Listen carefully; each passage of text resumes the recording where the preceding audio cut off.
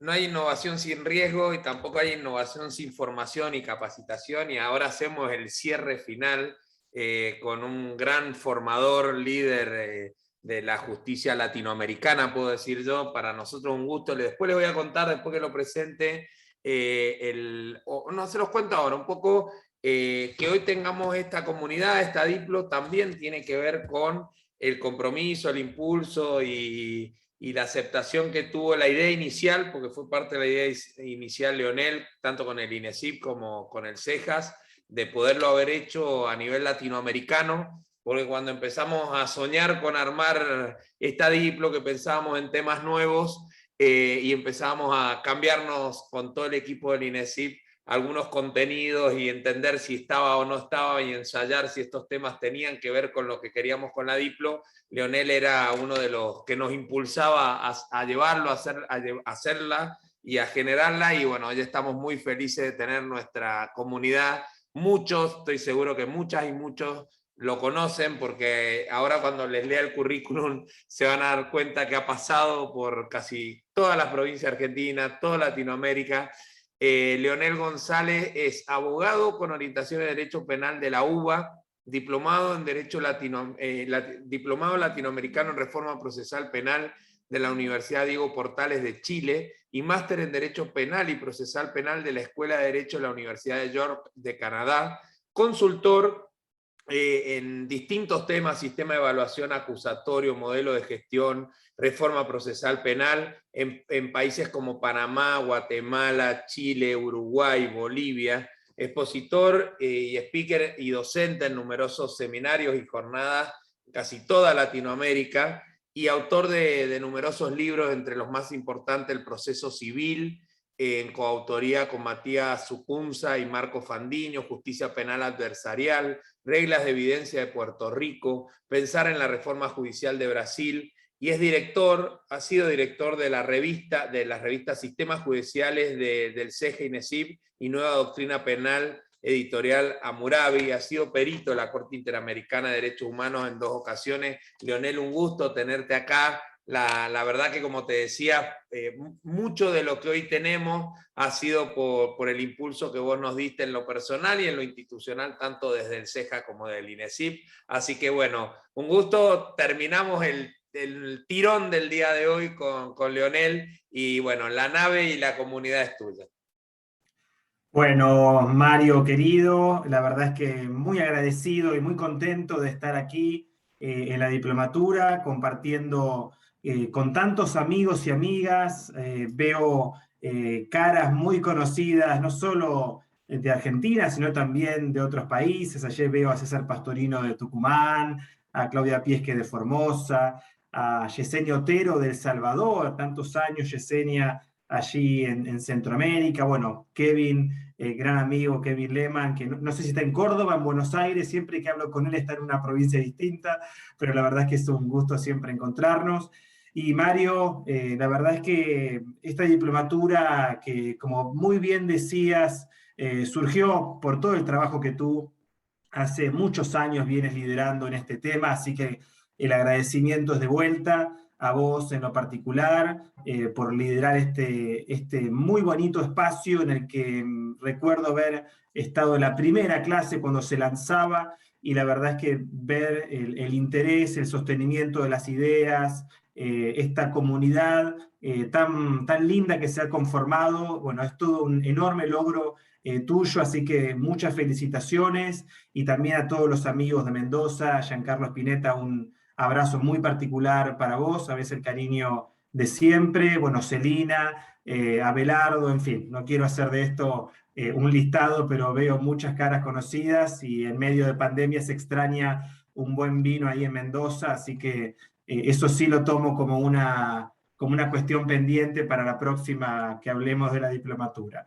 La verdad es que es una muy linda oportunidad para conversar, y con esto ya sí me concentro e ingreso decididamente en la cuestión de fondo, para conversar algunos temas en esta oportunidad vinculados a la capacitación judicial. La pandemia, y esto creo que todos y todas coincidimos, nos ha puesto frente al enorme desafío de tener que repensar crítica y propositivamente la forma de enseñar, es decir, la forma de capacitar en un contexto, y esto hay que también decirlo, de una saturación de actividades virtuales. Creo que también estamos todos y todas frente a un escenario de múltiples eventos virtuales que nos coloca frente al enorme reto de tener que repensar creativamente la forma en que diseñamos y entregamos programas de capacitación.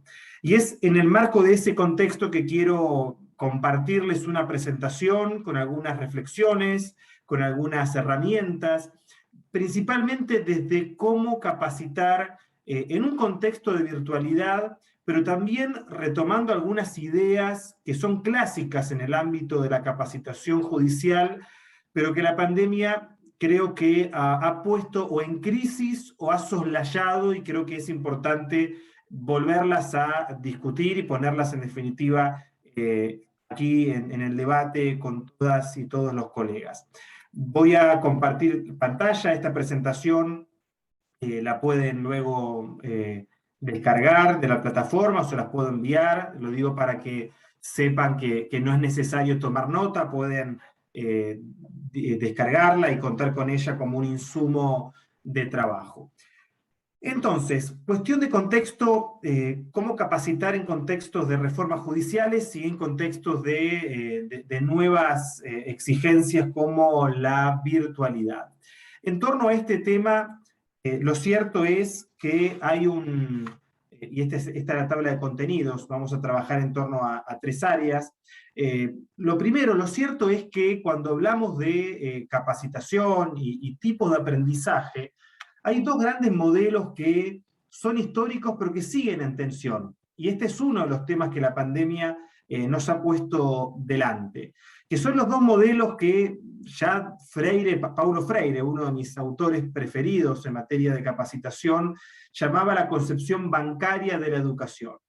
Esta idea de un docente que le deposita conocimientos a los alumnos, entendiéndolos como meros recipientes en donde se acumula la información.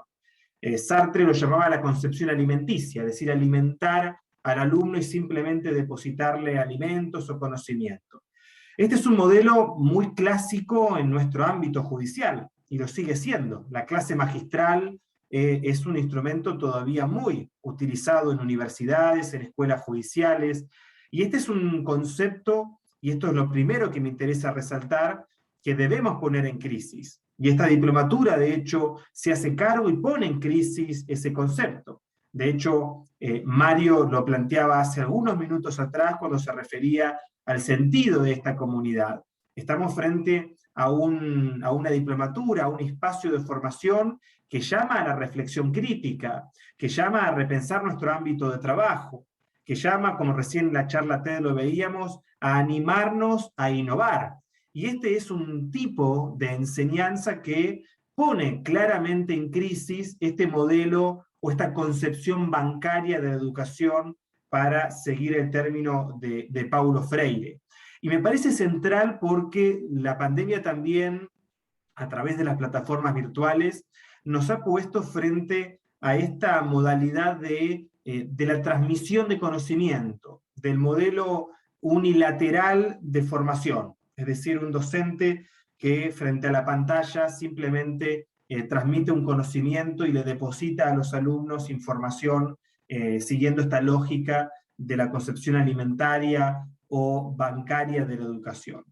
¿Y qué significa poner en crisis esta idea? Bueno, significa asumir, y este es el modelo alternativo o el modelo que nosotros sostenemos en materia de educación, que es un modelo que habitualmente llamamos del aprendizaje experiencial, que es mucho más reciente en términos de su consolidación, década del 70, principios de la década del 80, con los estudios críticos del derecho, que lo que nos vienen a marcar es que la educación o la capacitación en el ámbito judicial es un proceso que debe centrarse en los y las participantes, y que en realidad el aprendizaje es un proceso que se crea a través de la transformación de la experiencia. Hay un autor norteamericano, David Kolb, que es uno de los autores destacados dentro de esta escuela del aprendizaje experiencial, que marca claramente que el aprendizaje es un proceso en el cual nosotros transitamos por diferentes momentos. Ahora me voy a referir particularmente a cuáles son esos momentos, pero que en ese proceso el formador o el docente tiene más bien un rol de faro. Esto es lo que dice Kolb, es un rol de faro, de facilitador del proceso, de empujar a repensarnos críticamente. Por eso me gusta mucho esta diplomatura, porque nos llama a la reflexión y a la acción, no solo a el conocimiento, sino a repensar, por ejemplo, nuevos cursos de acción en nuestros tribunales, en nuestras universidades. Y ese es el sentido de este modelo que llamamos de aprendizaje experiencial, que se contrapone al modelo bancario o alimenticio del saber. ¿Qué significa entonces? Y aquí ustedes van a encontrar con un carácter más gráfico este modelo que sostiene David Kolb y toda la escuela del aprendizaje experiencial, Paulo Freire incluido, Kenneth Bain, que de hecho uno de los libros que les dejé como material de lectura optativa, por supuesto, es de Kenneth Bain, de Donald Finkel, todos autores que comienzan a poner en crisis la idea de el modelo unilateral de dar clase. Hay un librito muy interesante que se los dejé en esa carpeta, que se llama Dar clase con la boca cerrada, de Donald Finkel, que lo que dice Finkel es que el docente debe dar clase con la boca cerrada. Por supuesto que es una metáfora, pero lo que llama Finkel es precisamente a que el docente dé, no un paso al costado, pero sí que le dé centralidad a los y a las participantes como quienes protagonizan su propio proceso de aprendizaje.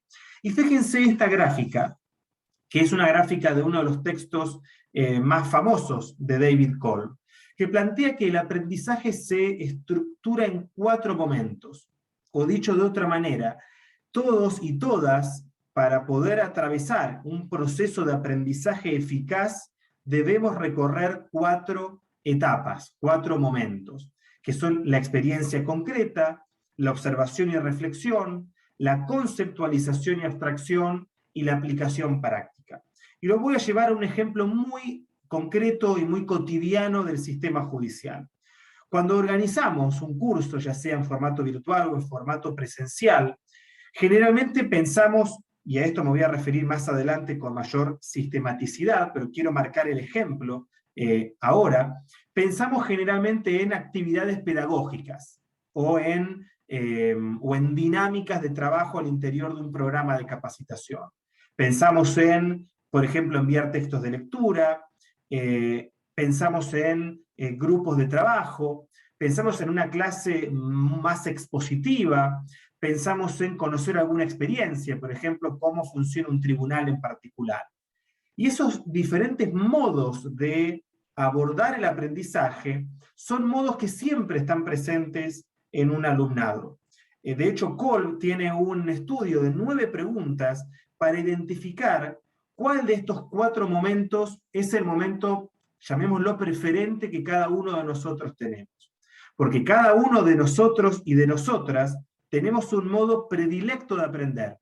Algunos aprendemos mejor escuchando, algunos aprendemos mejor experimentando, otros aprendemos mejor discutiendo y conversando con algunos compañeros y compañeras, y otros aprendemos mejor observando una experiencia, es decir, cómo funciona un determinado proyecto en particular. Y esto es muy importante, realmente muy importante, porque al momento de diseñar un curso de capacitación, y aquí en este grupo hay muchos y muchas docentes que en el ámbito universitario o como docentes en la escuela judicial tienen a su cargo el diseño de programas de capacitación. Y es muy importante considerar que al momento de diseñar un curso, estas 4 etapas deben estar presentes. Es decir, yo debo considerar al interior de un programa, de una agenda, 4 momentos muy marcados. Algún momento para que aquellos que aprenden mejor leyendo puedan tener un espacio de lectura, quizás con materiales previos o espacios al interior del curso, momentos para que hayan conversaciones en trabajos en pequeños grupos, momentos en donde haya alguna clase más expositiva, es decir, alguna presentación magistral, y también momentos para experimentar, es decir, visitas a tribunales, la experiencia concreta de algún operador, pero yo debo permitir estos 4 momentos para que cada uno y cada una se sienta cómodo en ese momento que es el más cómodo, el más adecuado para su forma de aprender. Y esto lo podemos llevar también al ámbito cotidiano. Cuando nos compramos un celular o nos compramos un electrodoméstico, hay algunos que se leen primero todo el manual de uso. De hecho, siempre menciono el caso de mi hermano, que es una persona completamente distinta a mí. Yo soy muy intenso, como buen capricorniano, soy bien estructurado, voy directo a utilizar el teléfono, hago lío porque instalo una aplicación, mando un mensaje incorrecto. Pero mi hermano es una persona que lee todo el manual de uso, entra en internet, busca información y al día siguiente se pone a utilizar el teléfono o el electrodoméstico. A mí esto me saca completamente por lo ansioso y porque voy directamente a utilizarlo. Hay otras personas que quizás no leen ni el manual de uso ni usan directamente el celular. Quizás miran, preguntan, indagan primero, es decir, tienen más un rol de observar la experiencia. Y esto es completamente legítimo y natural. Son diferentes formas de aprender. Bueno, lo mismo ocurre al interior de un programa que se diseñe en el marco de una institución judicial. Debe contener estos diferentes momentos porque efectivamente hay diferentes formas de aprender. Sobre este tema, para quienes quieran profundizar, luego puedo enviarles esta encuesta de 9 preguntas de David Kolb para poder primero saber cuál es la preferencia que tiene, pero fundamentalmente utilizarla de forma previa a la entrega de un curso de capacitación. Sería muy interesante, por ejemplo, que antes del diseño de un curso, y sabiendo quiénes van a ser los y las alumnas, se pueda realizar esa encuesta, para saber si el grupo que voy a tener está más enfocado en la experiencia, más enfocado en la clase magistral, etc. Nosotros en CEJA lo hacemos en algunos de nuestros programas para poder tantear por dónde va el grupo que vamos a tener. Si es un grupo que tiene mayor preferencia por la clase magistral, probablemente en el proceso de diseño pongamos un énfasis allí. En cambio, si se trata de un grupo que tiene más énfasis en la experiencia, probablemente tengamos más módulos en donde contemos con experiencias comparadas o con operadores que nos cuenten cómo están trabajando.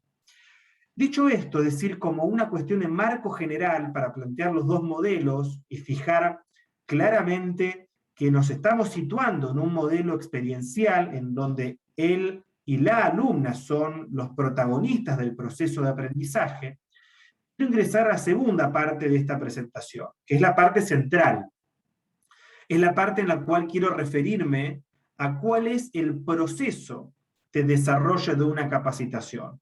Es decir, trabajar lo más esquemática y sistemáticamente posible cómo se organiza un programa de capacitación, cuáles son los pasos y cuáles son algunos de los elementos que deben considerarse al momento de diseñar un curso de capacitación. Y vamos a ir viendo por cada uno de estos 7 momentos algunas particularidades vinculadas a la capacitación en contextos de virtualidad.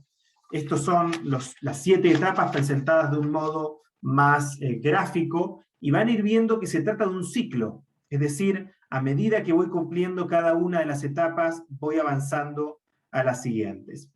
Por supuesto que esto se trata de una estructura posible, y esto quiero decirlo para no sentirnos encorsetados en que esta es la única manera posible. Lo que pretendo en esta presentación es compartirles un modelo posible para organizar muchas de las actividades que se dan en las escuelas judiciales, en las universidades o en los institutos de formación en los cuales ustedes se desempeñen. Pero por supuesto que este es tan solo un modelo posible que quiero compartirles para tratar de compartir con ustedes algunas herramientas prácticas. La primera etapa de este ciclo tiene que ver con definir cuál es el propósito del programa. Es decir, ¿qué me interesa hacer? Y esto es central por lo mismo que decíamos hace un rato atrás. Estamos en un contexto de una, yo diría, sobresaturación de cursos de capacitación virtuales. Hace poquito tiempo leía en Twitter una encuesta que se había hecho en torno a cómo ha habido evolucionando la percepción positiva de Zoom y de las otras aplicaciones desde marzo del 2020 a agosto del 2021. Y se nota claramente un decrecimiento en la predisposición a no solo tener reuniones, sino a tomar capacitaciones virtuales, porque claramente se han reconvertido programas que eran presenciales a virtual y se han creado una enorme cantidad. Y esto no va en desmedro de la calidad de los programas, sino de los tiempos de acceso a estos programas, sobre todo pensando como en ustedes, que son jueces, fiscales, defensores, abogados litigantes, profesores universitarios, que sabemos que los tiempos son reducidos. Entonces, desde el punto de vista del formador, o desde el punto de vista de quien conduzca un espacio de formación, la primera pregunta o la primera etapa es poder cuestionarnos cuál es el propósito del programa. Y algunas preguntas que pueden ayudar para partir son estas que aquí ustedes se encuentran en la diapositiva. Bueno, ¿cuál es el tema que se tiene en mente? ¿Por qué este curso es necesario y relevante? ¿Cuáles son las dimensiones en particular de este tema del cual quiero hacerme cargo? Y yendo más a lo particular, algunos elementos puntuales. ¿Se han realizado otros cursos previos sobre la materia? ¿Qué información tengo sobre deficiencias o desafíos que se han dado en torno a esa materia previamente? ¿Existen diferentes puntos de vista? Por ejemplo, ¿hay algún tipo de discrepancia en torno al modo en que ese conocimiento puede ser abordado? Aquí tenemos una enorme cantidad de ejemplos. El más tradicional y afortunadamente que se ha instalado en los sistemas judiciales es el de la enseñanza de la perspectiva de género. La pregunta entonces es, desde la enseñanza de la perspectiva de género, ¿cuáles son las dimensiones posibles? ¿Cuáles son las necesidades particulares? Me voy a referir a los sesgos y estereotipos de la judicatura, me voy a referir al modo en que se debe valorar la prueba, me voy a referir a los conceptos, por ejemplo, de relevancia o pertinencia en la audiencia preliminar civil o penal, es decir, cuáles son las dimensiones particulares que se quieren abordar. Y en torno a este tema, una cuestión clave que es histórica, pero por lo mismo que decíamos antes, la pandemia ha puesto sobre la mesa y ha evidenciado que se debe seguir trabajando, es la división entre identificar necesidades y relevar demandas. Esta es una cuestión que sigue siendo muy problemática en los sistemas judiciales. Seguimos, y en esto permítanme generalizar, porque por supuesto que en estos 300 participantes deben haber excepciones, pero permítanme generalizar cuando pienso en lo que ocurre en la región latinoamericana, seguimos teniendo un énfasis muy fuerte en relevar demandas. Es decir, en preguntar al operador cuáles son los temas en los cuales se quieren capacitar y no a la inversa, que es identificar concretamente cuáles son los gaps o las necesidades puntuales que se deben cubrir. Y aquí tenemos, y por eso digo que es un enorme déficit, una de las razones, entre muchas, de esta saturación de actividades virtuales, porque nos encontramos muchas veces con jornadas sumamente interesantes. De hecho, muchas veces yo me meto también para chusmear y para seguir aprendiendo. Pero la pregunta es, desde los espacios de responsabilidad institucional como las escuelas judiciales, que allí encuentro el ámbito más concreto de responsabilidad, ¿cuáles son las decisiones que se toman en torno a necesidades concretas que los operadores tienen? Porque es sumamente interesante una jornada sobre las últimas tendencias del derecho de daños. Ahora, la pregunta es, en el ámbito concreto de un proceso civil, ¿hay alguna discusión o necesidad en torno al derecho de daños? Y si hay una necesidad puntual, desde allí pensar los programas de capacitación. Por eso planteamos como primera etapa de este ciclo tener absoluta claridad de esas necesidades y poder marcar la diferencia con un mero relevamiento de necesidades, perdón, de demandas de los operadores. Siempre recuerdo un ejemplo cuando estaba trabajando en Guatemala en el 2014-2015 con el Ministerio Público, con la Escuela de Capacitación, que tenía unos programas espectaculares de teoría del delito. Y lo que yo intuía es que los fiscales tenían algunas dificultades en torno a la descripción del hecho, y que en definitiva requerían de trabajar de teoría del delito. Bueno, para hacer el cuento corto, lo que había ocurrido es que un grupo de fiscales que no había tenido oportunidad de profundizar en teoría del delito en lo universitario, había pedido a la Escuela Judicial un curso de teoría del delito. Pero cuando se observaban audiencias no había ningún problema en torno a la calificación jurídica en lo que en materia penal constituye la audiencia de formalización o de formulación de cargos. Con lo cual teníamos ahí claramente un desacople entre lo que estaba ocurriendo en la práctica forense y lo que se estaba decidiendo en la escuela judicial. Y allí ustedes encuentran un texto de Inés Marenzi, que es una pedagoga argentina con la cual hemos trabajado mucho en CEJA, y quienes sean de la provincia de Buenos Aires seguramente la van a conocer porque trabaja allí en la Procuración, que marca que hay 3 tipos de necesidades que se pueden identificar. Y que esto también marca el tipo de curso que voy a tener. Necesidades por discrepancia, es decir, yo he introducido una práctica y esa práctica ha resultado distinto a lo que yo me proponía inicialmente. Una necesidad por cambio, es decir, debo cambiar la forma de trabajo. Si, por ejemplo, están atendiendo a la víctima con un lenguaje muy encriptado o muy distante, debo cambiar esa práctica. O una necesidad por incorporación, es decir, no debo ni reemplazar una práctica ni debo poner en discusión una, debo incorporar otra. Por ejemplo, si yo estoy en el marco de un proceso penal adversarial que se está incorporando, bueno, probablemente hay una enorme cantidad de prácticas nuevas que deba incorporar en el proceso judicial. De hecho, Argentina, en este sentido, tiene en muchas de las provincias del país procesos de cambio muy marcados y que han ido modificando prácticas. No voy a mencionar ninguna para no olvidarme de otras, pero prácticamente todas las provincias han ido incorporando nuevas prácticas. Pero ven cómo hay 3 categorías muy distintas que nos marcan tipos de programas diferentes. ¿Cuál es el desafío entonces? Bueno, diversificar los métodos de lo que llamamos la ENC, la evaluación de necesidades de capacitación. Desde los métodos más informales, es decir, conversaciones con los socios de los docentes o de los formadores, es decir, fiscales, jueces, abogados litigantes, colegios de abogados, profesores universitarios, autoridades de la propia institucionalidad judicial, que nos puedan reportar acerca de aquello que está sucediendo. Experiencias concretas, por ejemplo, ir a observar audiencias, ir a observar el funcionamiento de los tribunales, observar estadísticas. Las estadísticas generalmente las ocupamos simplemente para los anuarios a fin de año, pero debiesen ser una fuente de toma de decisiones, por ejemplo, para identificar problemas en torno a la productividad del sistema.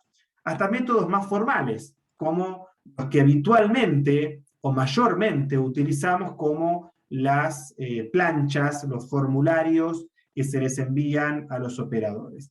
Es decir, que este primer momento es un momento central al momento de capacitar. Y ven cómo la pandemia, y esta es una opinión muy personal, ha soslayado este primer momento, o lo ha puesto en un segundo plano, es decir, nos hemos enfocado más en pensar temas de actualidad, que por cierto está muy bien discutirlos, pero hemos soslayado, hemos pasado por alto este momento que es decisivo, que es, bueno, ¿cuál es el propósito del programa?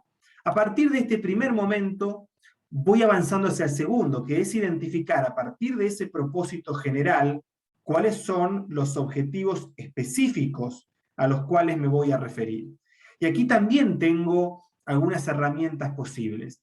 Siempre hago mención de esta SMART Rule, una regla anglosajona que me parece interesante, porque nos marca, por sus siglas en inglés SMART, 5 características que los objetivos de un curso deben tener. Deben ser específicos, deben ser mensurables, los debo poder medir, deben ser logrables, deben ser realistas y deben ser adecuados al tiempo. Y esto nuevamente es central porque cuando yo identifico la necesidad específica, voy a saber qué objetivo voy a cubrir.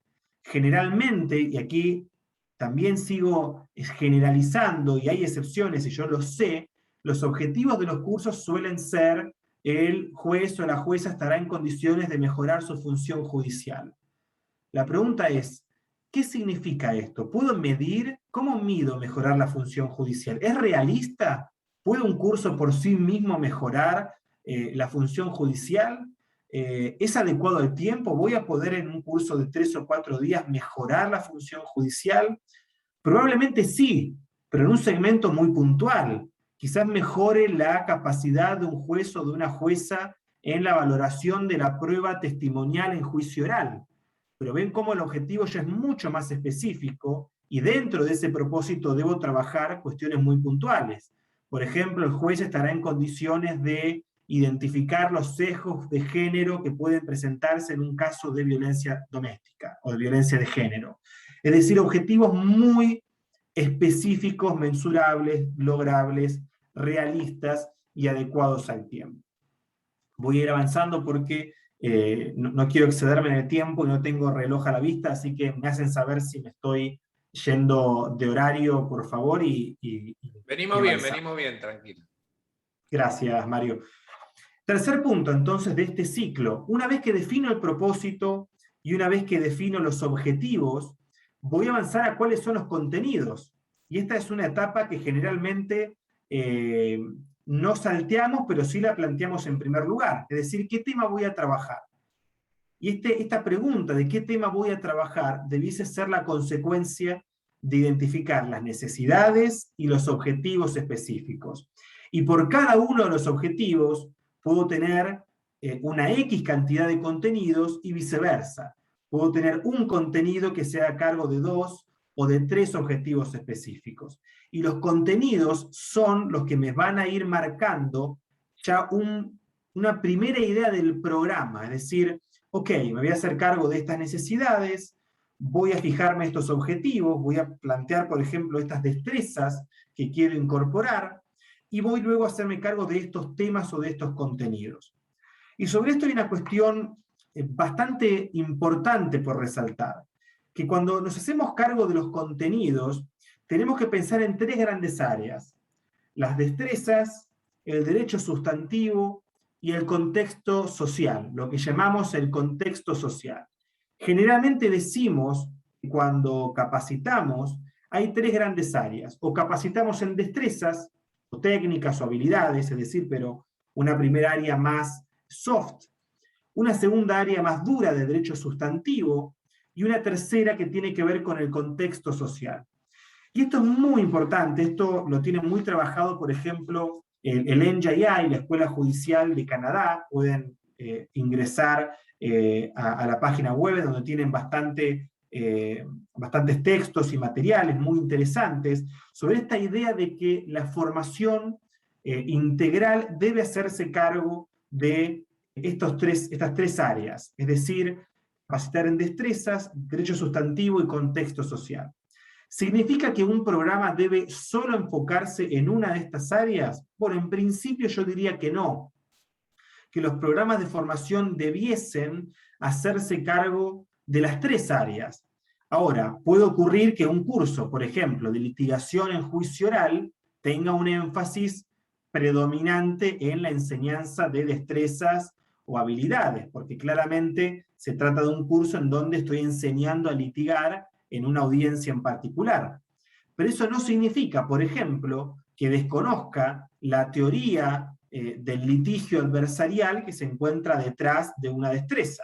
Y esto tiene que ver con el derecho sustantivo.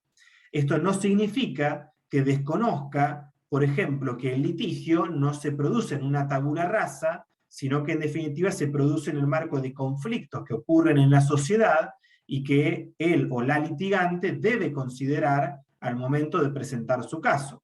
Conflictividades de género, conflictividades en temas de, por ejemplo, poblaciones indígenas, poblaciones, por ejemplo, en términos de discapacidad, es decir, todos los grupos que podríamos tomar de las reglas de Brasilia, de los grupos en situación de vulnerabilidad, y que sería muy interesante y deseable que los cursos de destrezas también se hagan cargo de esto que llamamos contexto social. Pero ven cómo el proceso de construcción de un curso es mucho más complejo que simplemente armar un programa o definir un tema. Tiene que ver con, para recorrer lo que hemos visto hasta aquí, primero, definir qué necesidades existen. Segundo, a partir de ello, definir objetivos específicos, y allí tenemos la SMART Rule como una posible alternativa. Tercero, definir los contenidos que deben estar asociados a esos objetivos y que pueden ser de destrezas, derecho sustantivo o contexto social. Y luego de ello avanzamos a la cuarta etapa, que es la selección y la definición de la secuencia de actividades, o lo que llamamos de otra manera la metodología. Es decir, qué dinámicas voy a implementar para poder llevar a cabo esos contenidos y esos objetivos que me he propuesto en un determinado programa. Y esta es una cuestión que representa realmente muchos desafíos, porque también en temas de metodologías tenemos, y esto lo decíamos al principio, muy anclada esta idea de la clase magistral. ¿Por qué? Y esto también lo digo autocríticamente, quiero ser muy sincero y también compartir con ustedes que esto es algo que nos ocurre cotidianamente en CEJA. No se trata aquí de dar una receta de temas que estén saldados, al contrario, estoy también compartiendo muchas reflexiones que tenemos con nuestro equipo del área de capacitación al momento de entregar un curso. Lo más simple es diseñar un programa en donde primero defino el tema, el docente, y lo pongo al docente a hablar. Pero cuando estamos pensando en el ámbito del sistema judicial, es decir, cuando hay responsabilidades desde una escuela judicial, allí tenemos que la metodología debe necesariamente diversificarse. Y aquí nuevamente la pandemia nos ha puesto frente, digamos, entre la espada y la pared, porque aquí sí tenemos una, en principio, limitación, que es el hecho de no poder compartir una sala, el hecho de poder repensar algunas metodologías. Pero sobre esto quiero detenerme algunos minutos, porque digo en principio, por eso lo resalté y lo subrayé especialmente, porque cuando hablamos de metodologías debemos reconocer que tenemos que diversificar y que existe una enorme cantidad de metodologías de formación posibles. Yo aquí quiero compartirles un recuadro que extraje del manual de la Red Europea de Formación Judicial. Nosotros trabajamos mucho con la Red Europea, con la AGTN, por las siglas en inglés. Este manual de la Red Europea, que es un manual de metodologías de formación en el ámbito judicial, también lo incluí en la carpeta de materiales, lo redactó la pedagoga de la Escuela Judicial de Rumania, Otilia Pacurari, con quien trabajamos mucho en estos temas, y allí lo que se plantea, y en este cuadro, por eso lo comparto en la diapositiva, es que al momento de identificar qué metodología es la más adecuada, yo puedo vincular esto con el objetivo de aprendizaje que me he puesto previamente. Vamos a verlo en particular. Si, por ejemplo, mi objetivo es aumentar los conocimientos de los participantes, quiero que sepan más sobre la nueva ley de derecho de daños, para seguir el ejemplo anterior y para hablar de un tema que a mí me parece aburrido, perdón los civilistas, pero para ponerlo en ese extremo. Bueno, aquí tengo una serie de metodologías asociadas.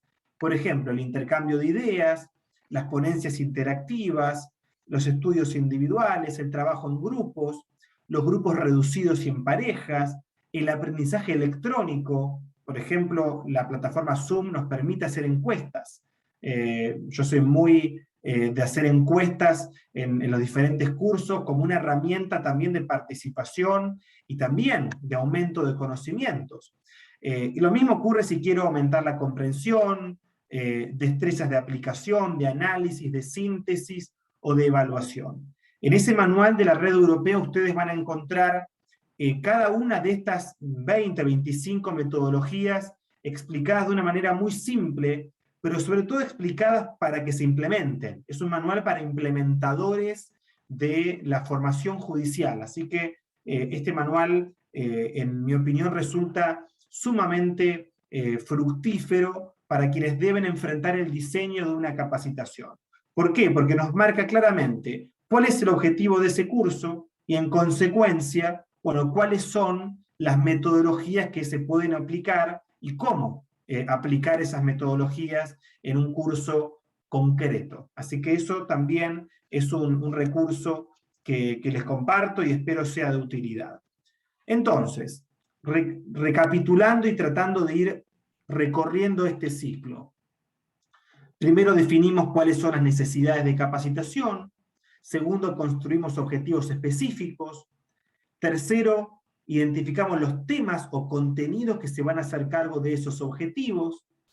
Cuarto, comenzamos a pensar en las metodologías, y ya ahí tenemos una primera idea del programa, es decir, de la agenda del curso.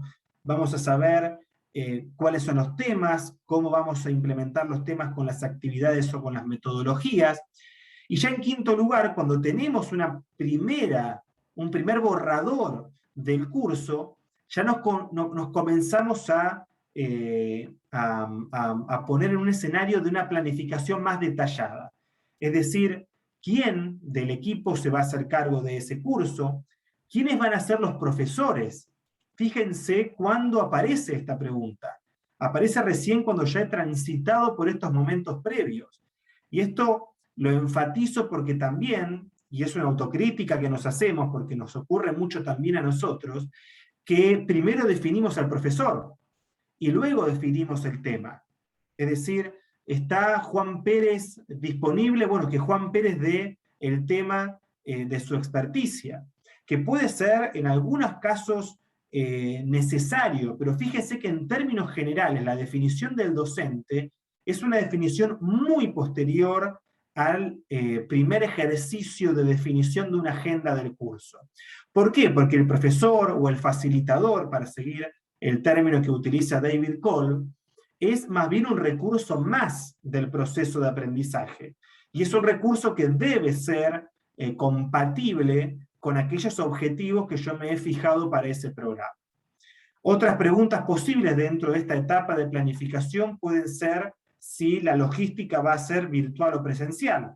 Hoy en día, que ya estamos comenzando a generar algunas actividades presenciales, yo dentro de poco voy a tener ya la primera actividad de formación presencial en Ecuador, ya nos comenzamos también a preguntar si la lógica debe ser virtual o presencial. Es decir, ¿este curso realmente merece una reunión de estas personas? Y allí tenemos una serie de elementos, cantidad de participantes, el objetivo que me he propuesto, si es un objetivo más enfocado en destreza o en aumento de conocimiento, si es un objetivo más puesto en contexto social, probablemente yo deba llevar a los y a las participantes a conocer ese contexto que quiero compartir. Con lo cual, en esta quinta etapa de planificación detallada, ya estamos frente a lo que podríamos llamar la etapa final del diseño del curso. Por lo tanto, la siguiente etapa ya significa la ejecución de un programa, ya sea en modalidad virtual o en modalidad presencial. Y la regla de oro en materia de ejecución es: hagamos lo que teníamos planificado. Es decir, no improvisemos al momento de dar un curso. Si el módulo empieza a un horario, comienza a esa hora. Si la metodología es esta, la cumplo. Y esto lo digo porque los latinoamericanos estamos muy acostumbrados a incumplir con los tiempos, a tomar el café. En algunos países el café es más sagrado que en otros, la siesta, etcétera, etcétera.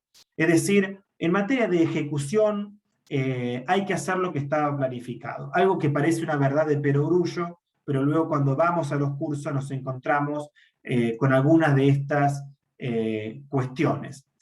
Por último, y como se dice habitualmente, no menos importante, porque verdaderamente esta es una cuestión central, nos encontramos frente a la evaluación de los programas de capacitación. Y aquí quiero detenerme algunos minutos porque esta etapa es central. Es central porque es un área que hemos descuidado.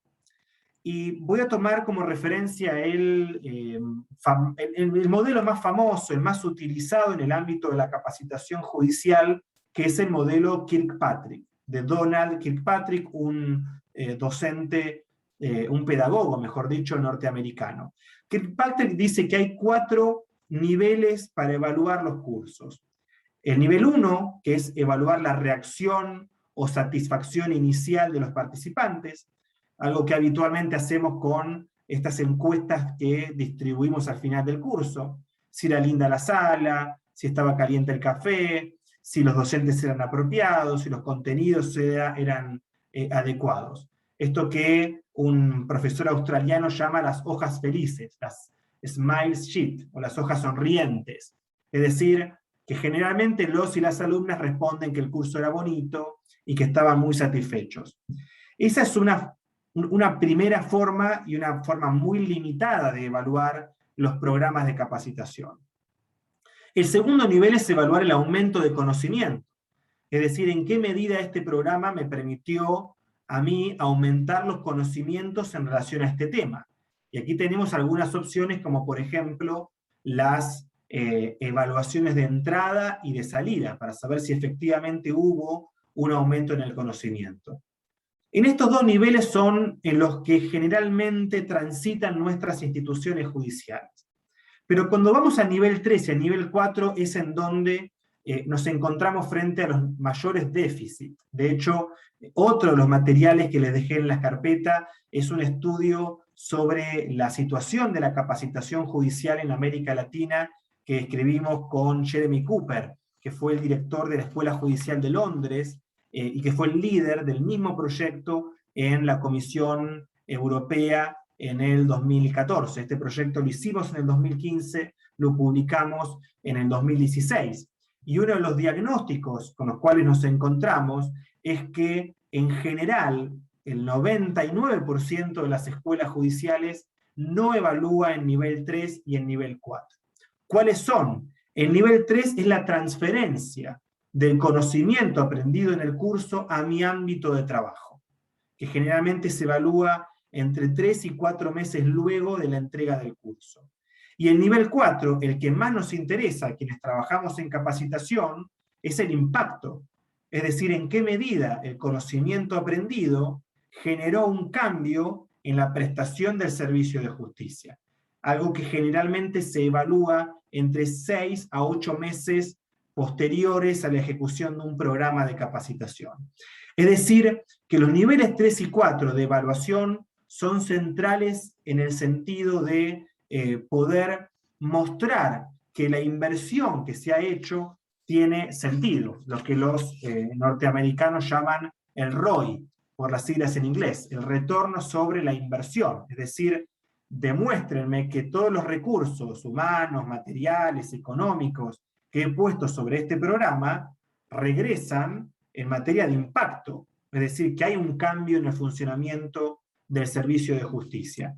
Y esto es algo que también es algo muy deficitario, y esto sí creo que puedo generalizar, porque es algo que sí ocurre en términos generales, y es que cuesta mucho evaluar el impacto de los programas, es decir, en qué medida este curso me cambia la prestación de un determinado servicio de justicia o de una práctica al interior del sistema judicial. Para ir finalizando y darle espacio al momento más rico, que es el de las preguntas y el intercambio, quiero simplemente compartirles 2 enlaces que luego se los voy a enviar porque quise incorporarlos en la diapositiva, pero me parecía mejor enviárselos para que sea más simple, de la Universidad de Columbia y de la Universidad de Harvard, que a fines del año pasado han producido materiales, muchos materiales, pero hay dos en particular, sobre la educación en virtualidad, que son algunas lecciones aprendidas durante el año pasado. En el caso de la Universidad de Columbia, son, así la llaman, las 5 consignas básicas, que principalmente son empezar por el final, considerar las perspectivas y las necesidades de los alumnos, tomar muchas pausas, tomar pausas activas, como en esta diplomatura, y planificar los espacios de formación. Y luego, en el caso de la Universidad de Harvard, un documento muy interesante sobre las expectativas y las accesibilidades en materia de virtualidad. Estos materiales se los voy a compartir luego a través de la plataforma, sumados a los que ya les he dejado previamente. Bueno, muy bien, dejo hasta aquí y quedo más que a disposición de discutir, de controvertir ideas y bienvenido sea el debate. Muchas gracias. Leonel, mil gracias. La verdad que ha sido un roadmap, una guía de iluminación, si se quiere, para la formación judicial. Ya vas a ver, hay 1000 preguntas en el chat, 1000 preguntas. Yo voy a ir tratando de sintetizar algunas en bloques. Muchas tienen que ver con, desde tu experiencia y lo que has visto en Latinoamérica, los incentivos y desincentivos para la formación, ¿sí? Te incluyen incentivos y desincentivos, horarios y jornadas, capacitación obligatoria, capacitación no obligatoria, cómo engarza la capacitación en la carrera. Digo, ahí incentivos y desincentivos para la formación, ese te diría es uno de los bloques que nos preguntan. Es una muy buena pregunta porque aquí hay al menos dos cuestiones que me interesa mencionar. La primera tiene que ver con los incentivos y desincentivos. Y esto tiene que ver principalmente con cuáles son los cursos que quiero enseñar. Obviamente que el incentivo será distinto si estoy planteando un curso para introducir nuevas prácticas, por ejemplo, en el marco de la implementación de un proceso oral, o si en definitiva lo que estoy haciendo es capacitar porque hay una nueva ley que indefectiblemente se debe conocer. Esto me parece que hay que marcarlo porque son dos escenarios distintos.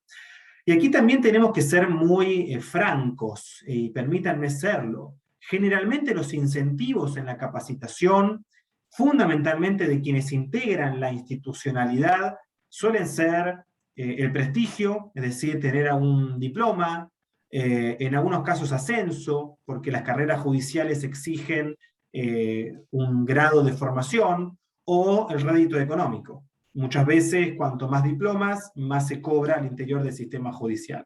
Por eso digo que me permitan ser franco, porque en general, cuando hablamos de incentivos, tenemos este grupo de incentivos. Ahora bien, cuando tenemos responsabilidades de diseño, de capacitación y naturalmente de convocar a los y a las participantes, lo primero que tenemos que reconocer es que para poder salirnos de estos tres incentivos, tenemos que hacer parte a esas personas que van a ser los y las destinatarias de un programa de formación. Por eso yo siempre hablo de crear una red de socios de un programa de formación. Socios estratégicos, no socios simplemente porque los tenga a tiro de WhatsApp, sino socios en el sentido de capacidad de traccionar, capacidad de hacer ver la importancia de un determinado programa. Ayer estábamos en una actividad con escuelas judiciales de Chaco, Formosa, Corrientes y Misiones, y compartíamos esta idea de, por ejemplo, tener a los gremios o a las asociaciones de funcionarios y empleadas como un principal socio de la escuela judicial. Si yo quiero tener allí a los funcionarios y empleados, lo primero que debería es tener al gremio sentado al lado mío acompañando. Y esto ya le quita el carácter técnico y académico a la discusión.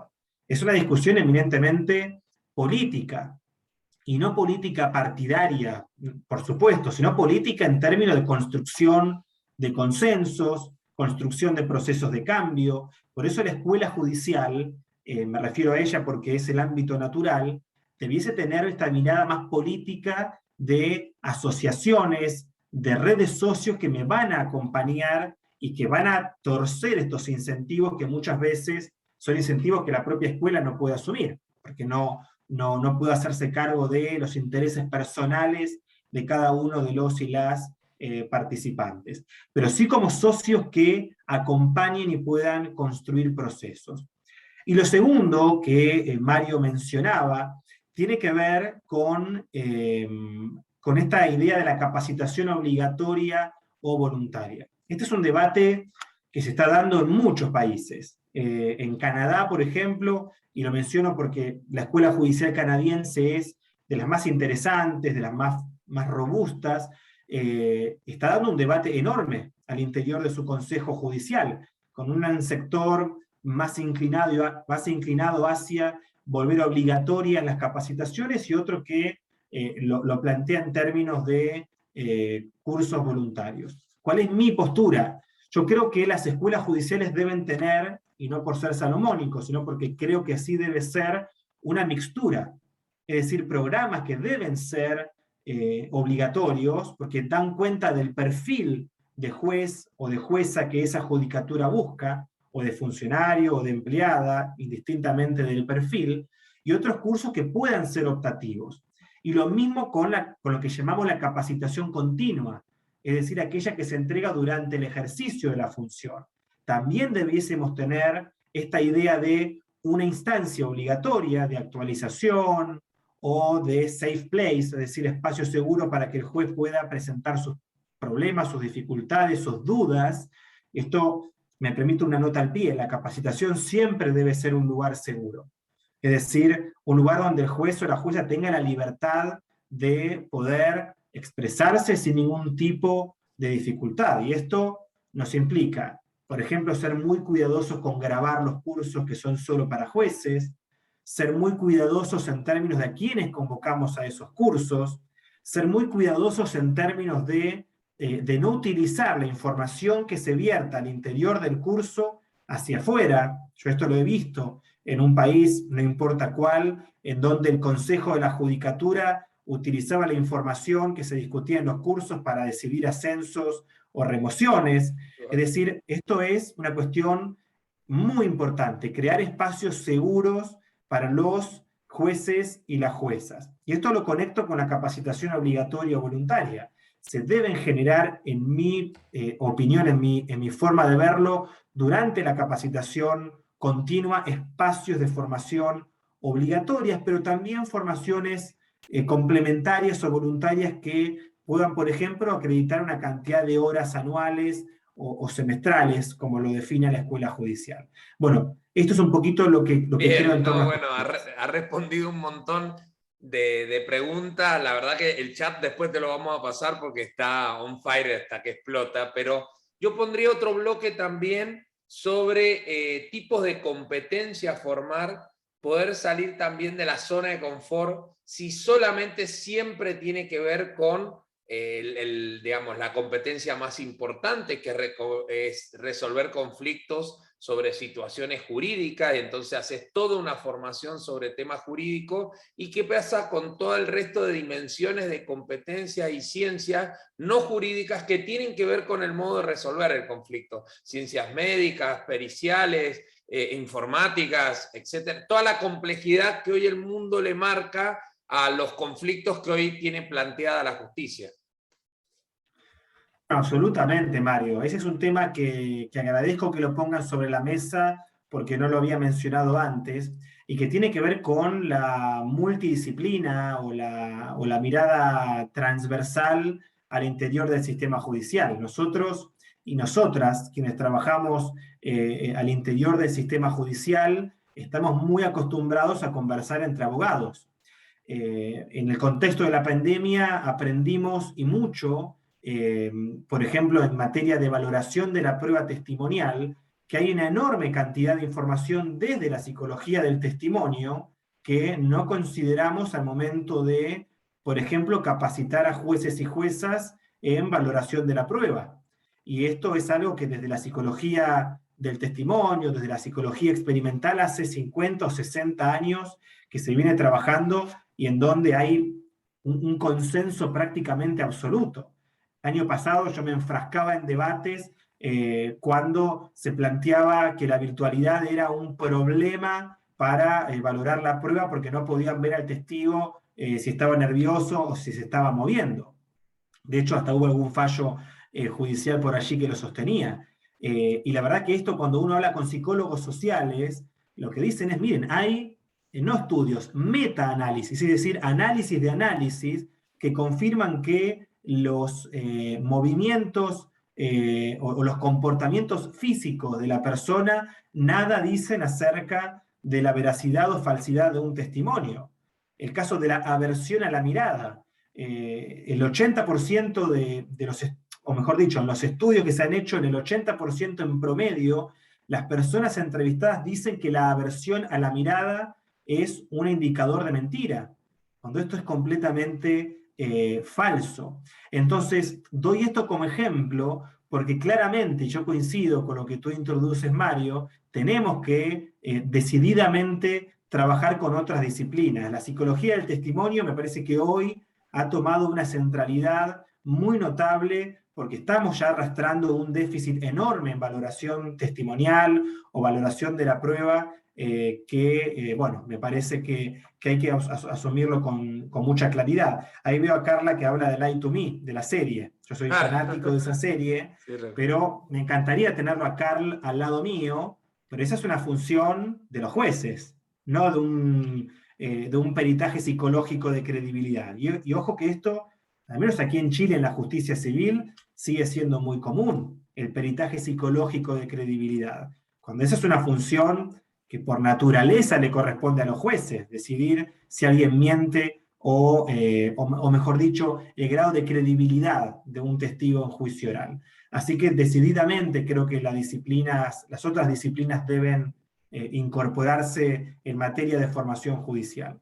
Bien, y una última, porque recién vi en tu guía la puntualidad, y lo que pasa es que cuando tenemos clases muy buenas y esta comunidad la vas a ver, tiene un incentivo enorme, nos vamos un poquito de tiempo, pero el último bloque tiene que ver un poco con cuando preparas este tipo de formación, ¿no? Que vienen todo, digamos, podés formar, por un lado, el formador de formadores es un programa que me parece muy interesante. Segundo, el ámbito, el auditorio al quien te dirigís, en la mayoría de los casos todos, si son magistrados, jueces y jueces, funcionarios formados, entonces tener en cuenta todos adultos en la mayoría de los casos, entonces tiene una característica la formación judicial muy particular, y también cuando haces espacios de formación, vos bien decías recién, ojo si graban, si hay jueces, pero por otro lado el tema es cuando integras en esos espacios de formación jueces, funcionarios, distintas jerarquías, yo no creo en la jerarquía, pero ponerle distintas responsabilidades en un mismo ámbito de formación, ¿se entiende? La jerarquía puesta en un ámbito donde en realidad somos pares. ¿Cómo abordar eso? Es una muy buena pregunta, Mario, y desde ya que no hay problema en extendernos, estos temas a mí me encantan, así que nos podríamos quedar hasta cuando quieran discutiendo. A ver, yo creo que este es un tema sensible que hay que considerar. Yo soy de los que creen que no es indistinto reunir en un curso a jueces, funcionarios, empleados, pero en gran medida el grupo destinatario va a estar determinado por los objetivos que tiene el curso. Me parece que aquí tenemos ese gap en donde saltamos directamente a pensar a quiénes convocar. Y si no nos tomamos un espacio para decidir claramente qué persigo con el programa, qué objetivos voy a hacerme cargo, porque si el objetivo es formar a jueces en X técnica, bueno, va de suyo que no voy a convocar a otros operadores. El problema surge, me refiero al problema de reunir a diferentes jerarquías para seguir tu ejemplo, cuando no tenemos claridad acerca de qué buscamos con un determinado curso. Entonces lo que digo es, bueno, voy a formar sobre el nuevo sistema adversarial y llamo a todos los involucrados. Bueno, pero ¿qué me interesa en particular? Me interesa trabajar el rol de la judicatura y el rol de conducción de audiencia en particular.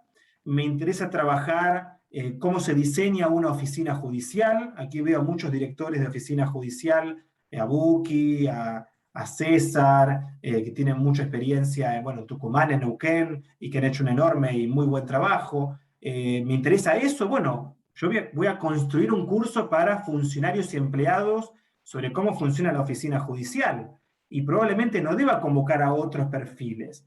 Entonces creo que los problemas, porque verdaderamente es un problema, surgen cuando no tengo claridad de los cursos. Ahora, lo que sí creo y soy un convencido es de las capacitaciones interinstitucionales de reunir jueces, fiscales y defensores. Esto es algo que sí es muy redituable cuando yo estoy introduciendo una nueva práctica. Por ejemplo, un sistema adversarial penal, para dar un ejemplo muy clásico y muy común en nuestras provincias. Ahí lo que me interesa es marcar claramente cuál es la expectativa de trabajo de los litigantes y el rol de la judicatura, sobre todo cuando le estamos diciendo que debe abandonar la judicatura de instrucción y ser un juez de garantías. Ahí sí, porque estoy trabajando, y no es un tema de jerarquías, yo coincido con vos, Mario, es un tema de expectativas de un programa. Si yo tengo como expectativa de un programa enseñar cuáles son los roles esperados al interior de una audiencia, lo que yo voy a precisar son a quienes van a desempeñarse como fiscales, como defensores y como jueces. Y ahí no voy a tener un problema en términos de jerarquías o de miradas al interior de la propia institución. Y si probablemente a mí lo que me interesa es trabajar en torno a algún tema que sí sea transversal, bueno, puedo convocar a jueces, a funcionarios y empleados. No, de por sí no es un problema. El problema es no tener claro por qué los convoco. Por eso yo siempre digo que cuando comience el curso de capacitación, cuando comienza, mejor dicho, un curso de capacitación, lo primero que hay que hacer es explicar el curso. Tomarse media hora, una hora, y explicar por qué tengo esas personas sentadas allí o reunidas en un Zoom, para marcar claramente la expectativa de ese curso. Y, por ejemplo, explicar por qué están reunidos jueces, empleados, funcionarios, cómo se va a organizar, si van a haber momentos solo para jueces, que sería muy deseable, solo para funcionarios, si algunos temas solo se van a discutir entre jueces, pero esto tiene que ver nuevamente con una cuestión de organización, es decir, de cómo preparar los cursos y cómo convocar para que claramente cada uno sepa el rol que va a cumplir. Bien, perfecto. Construirla desde el usuario, desde la demanda. Entonces, tener claro Exacto. a dónde vas y cuál es el objetivo, un poco todo lo que has descrito hoy. Giancarlo, ¿tenés la última? Bueno, gracias Mario. Leo, un placer verte. Sabes que te aprecio mucho y te respeto mucho el trabajo que realizás de forma individual y a través del CEJA en toda la región. Y siguiendo la línea un poco de las preguntas, Leo, me parece que puede ser bastante iluminador que cuentes en 2 palabras y que probablemente pongas a disposición un material que realizaron ustedes desde el CEJA en materia de un relevamiento que hicieron a nivel regional, de todos los centros de capacitación, en donde ustedes plasmaron ciertas recomendaciones que me parece que para toda la gente que está en escuelas judiciales o centros de capacitación o son referentes en materia de formación en las oficinas judiciales o en los poderes judiciales puede ser útil. Sí, absolutamente, Giancarlo, también hay cariños de vuelta, sabes que hay mucha amistad y muchos años. Nosotros en el 2015 hicimos un estudio comparado de las 20 escuelas judiciales de la región, particularmente en los estados nacionales, en las escuelas nacionales, en donde nos encontramos con varias conclusiones, principalmente en materia de diseño de los programas, de metodologías, de evaluación y de lo que llamamos uso de enlaces internacionales, es decir, vínculo entre las escuelas judiciales. Y allí, obviamente, el material está más que a disposición. De hecho, ahora mismo se los mando por el chat para ser bien práctico, mientras les cuento, porque ya de memoria entro en la página del CEJA. Ahí lo que nos encontramos, en general, una mirada muy clásica de la capacitación judicial. Clásica en el sentido de, por ejemplo, el diseño de los cursos pensado desde la disponibilidad del docente. Las metodologías pensadas principalmente desde la clase magistral.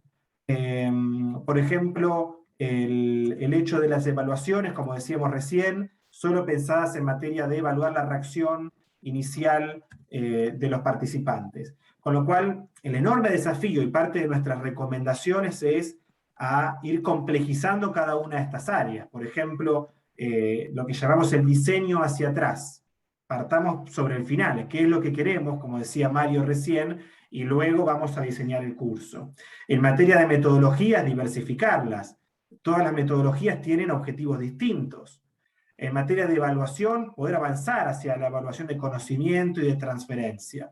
Y en materia del uso de enlaces internacionales, bueno, poder generar mayores sinergias, sobre todo entre escuelas que hoy en día tienen que resolver conflictividades que van más allá de las fronteras de un determinado país.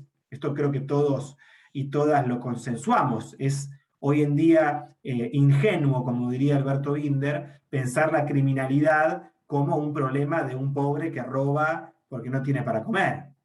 Hoy en día la criminalidad se ha complejizado tanto que funciona como una empresa, con costos y con beneficios, con lo cual las escuelas judiciales también deben complejizar ese trabajo desde el punto de vista de compartir herramientas. Las escuelas de los ministerios públicos, por ejemplo, sí lo van realizando, pero todavía es un trabajo pendiente. Lo he sistematizado y lo he resumido mucho, pero ahí les mandé por el chat el enlace para descargar esa publicación. Y también tienen mi correo electrónico. Yo lo puse en la presentación y si no lo mando ahora para que les quede también, para seguir conversando por mail o mayor cantidad de materiales o por cualquier duda que haya quedado pendiente. Ahí en el correo me encuentran seguro. Genial. Mil gracias, Leonel. Mil gracias por el apoyo, por tu tarea, tu liderazgo en la formación, en el CEJA. Esperemos que puedas seguir ahí conduciendo en ese espacio y vamos a ser seguros colaboradores y colaboradoras tuyos en esa tarea. Así que a cámara abierta te brindamos un fuerte aplauso.